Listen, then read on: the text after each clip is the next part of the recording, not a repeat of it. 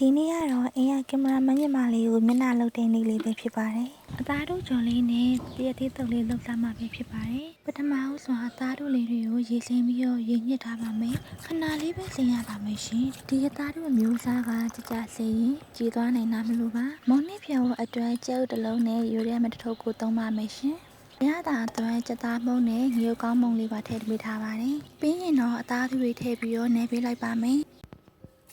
စီဆူလိုက်ရင်အသားတို့လေးထည့်ပြီးတော့ကြော်ပါမယ်ရှင်။ရမ်းကြရင်ကြော်ရမလို့ပါဘူးနော်။မီအေးအေးလေးနဲ့အပေါ်ကြော်လေးကျွတ်သွားရင်ရပါပြီ။အသားတို့ကတော့ကြော်သမျှထဲမှာအလွယ်ကူဆုံးပါပဲရှင်။အခုလိုမျိုးရွှေဝါရောင်တန်းပြီးတော့ကျွတ်ကျွတ်ကလေးဖြစ်လာရင်တော့ဆယ်ပေးလို့ရပါပြီရှင်။အသားတို့ကြော်နဲ့သွဲစားဖို့အတွက်အချင်းကြီးမဆက်ထားပါဘူးရှင်။ရက်သီးသုံးနဲ့ဆက်မှဖြစ်တဲ့အတွက်ပါမိမိသုံးဆောင်လိုပါကမိမိစိတ်တိုင်းကြအချင်းကြီးဆက်နိုင်ပါတယ်။သားတို့ကြော်ပြီးသွားပြီမို့တရက်သီးစားတော့ပါတော့မယ်ရှင်တရက်သီးတော့ကတော့ထွေထူးထူးမဟုတ်ဘဲတရက်သီးချစ်ထားတဲ့ထဲကိုပစွန်ချောင်းနဲ့အဖွားချက်ထားတဲ့ငပြားရဲ့ချက်လေးထည့်ပြီးတော့နေလိုက်တာပါပဲရှင်အလုံးမရှုပ်စေပဲရှိရလေးနဲ့တုပ်စားတဲ့တရက်သီးတုပ်လေးပါ